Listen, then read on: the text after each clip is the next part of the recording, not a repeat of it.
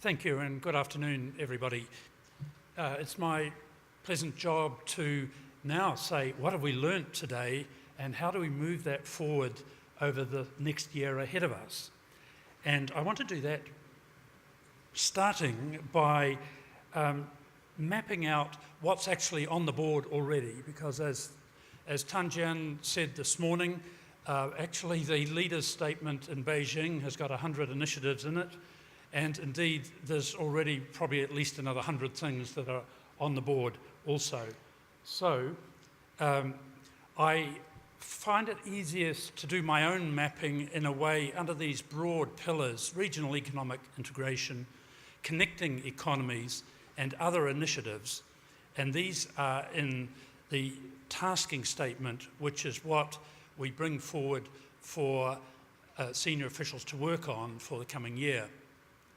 And you probably can't read all of those, but those are the big things that APEC is currently working on. BOGOR goals, trade facilitation, FTAP, Free Trade Area for Asia and the Pacific, supply chain work, global value chains, connectivity blueprint, infrastructure and investment,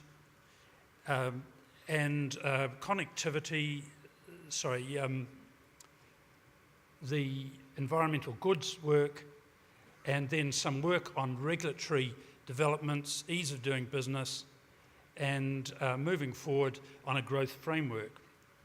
And some of those, the ones I've highlighted, are going to have a lot of work and a lot of focus required on them during this coming 2015 year.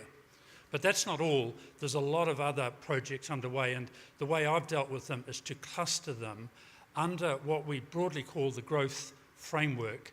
So inclusive, innovative, secure, sustainable, and balanced work.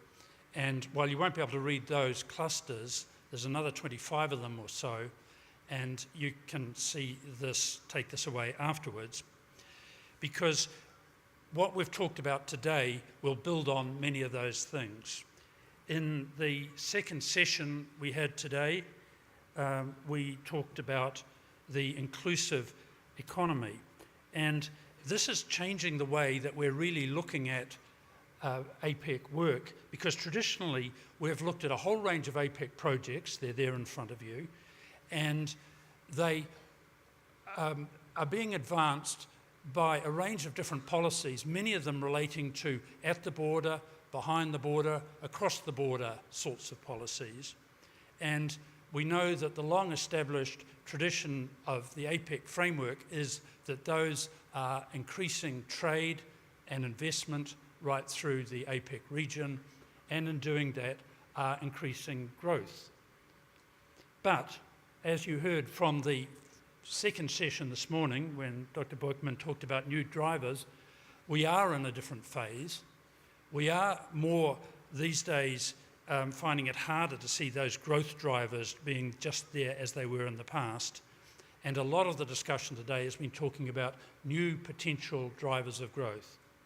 So we've heard about SMEs, we've heard about services, women in the economy, human capital, areas that have been poorly represented in some of the growth drivers in the past, and where we're looking for new growth drivers, and where, in addition, we're actually looking for new growth goals as well, because no APEC economy is purely focused just on growth.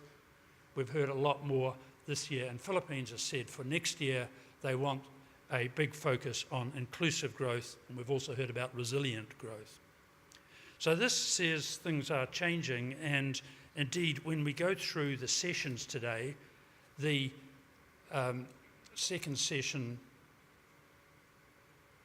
talked about inclusive growth, and the third session talked about regional economic integration and growth, and the fourth session talked about a number of initiatives under services, global value chains, infrastructure, finance.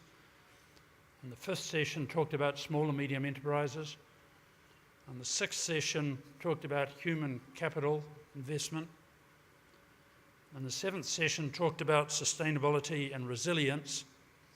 And these are all areas where APEC actually has clusters of projects underway, but we're looking for new drivers and something of a new model in all of that as well.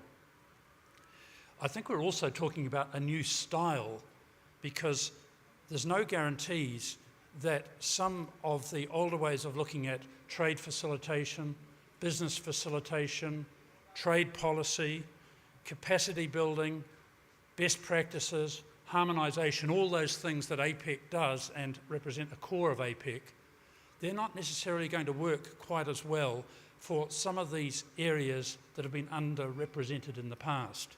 We had examples through the day about that. Will small and medium enterprises be able to take advantage of the things that APEC has been doing for 20 years on trade facilitation at borders? Well, Dr. Hoekman, just to give some examples of this, said, yes, provided they're in global value chains, and we can focus on them there. Dr. Boyma said, yes, and add in things like SMEs that are doing export processing and indirect exporters as well. Diane Wang said, well, actually, if you start looking at some of the new developments in electronic commerce, it's not just going to impact global value chains, but you can see real possibilities for wider groups of small and medium enterprises to actually retail and get direct access to customers and direct access to finance as well in all of that. But let's remember, right at the beginning of the day, Secretary Domingo said, remember, there's SMEs are many different sorts, and in all of those we also have those artisanal, small, non-global family operations that will still find it quite difficult to benefit from some of these policies about globalisation, and we may need to find new ways of doing that, and that could mean a new style for some of these projects also.